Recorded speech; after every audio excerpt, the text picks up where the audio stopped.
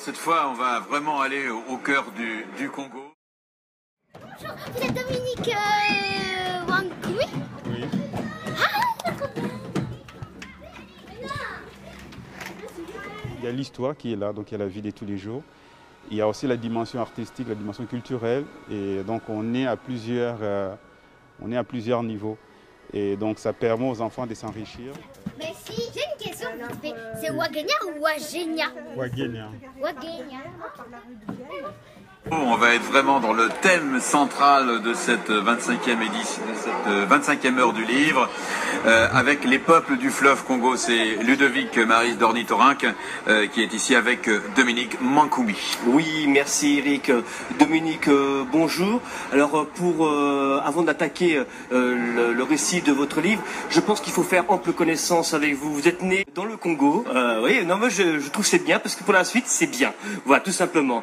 Dès l'âge de 5 ans, on remarque chez vous une facilité de dessin puisque on vous surprend en train de recopier des bandes dessinées, des affiches, si je me souviens bien. Et derrière, eh bien, votre professeur va conseiller à vos parents fortement de vous orienter vers les beaux-arts. Et à ce moment-là, vous partez vers la capitale, Kinshasa, pour suivre vos études.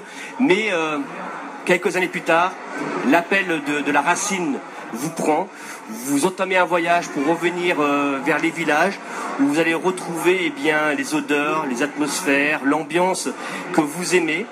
Et à partir de ce moment-là, je dirais c'est là que on va retrouver l'inspiration qu'on va trouver dans vos livres derrière.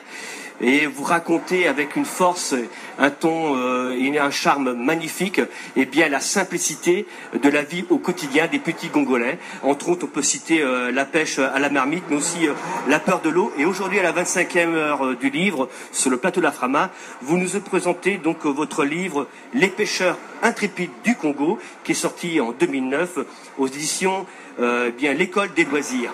Alors maintenant, j'ai tendance à dire, j'ai mis la pirogue sur le fleuve, je vous laisse prendre la pagaie et racontez-nous l'histoire de ce petit Mopeta. L'histoire des Mopeta, c'est une histoire formidable. Le fleuve en soi, c'est le deuxième fleuve au monde après l'Amazonie.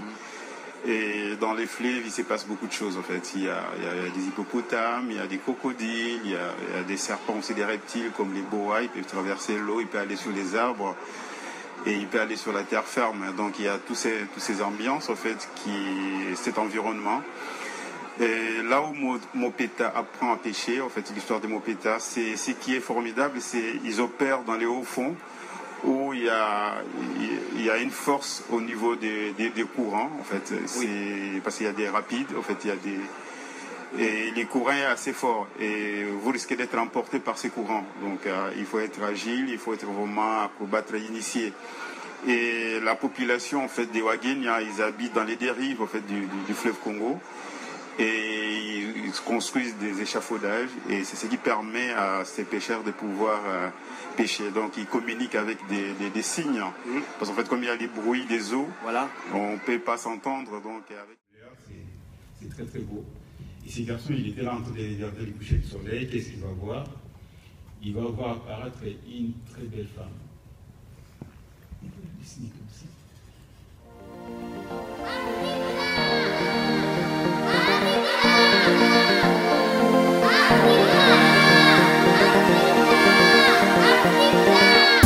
Ma seule vision, c'est d'avoir l'esprit de la création. Mon ambition, sauver l'Afrique par l'imagination, faire une nation où tout le monde a la notion de l'union par l'illustration. Illustre Africa, l'univers. Illustre Africa, le rêve des enfants. Illustre Africa, l'univers. Illustre Africa, le rêve des enfants.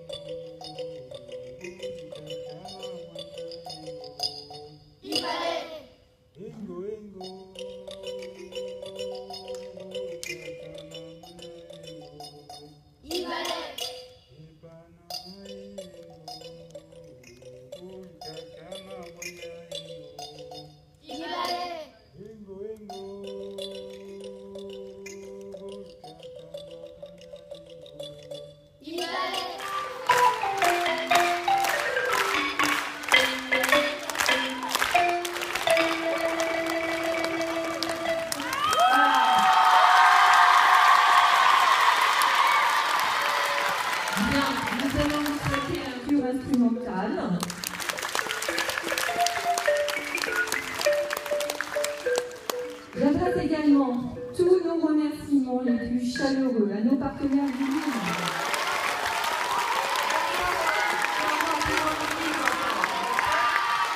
Principalement, mais moi je dirais même plus.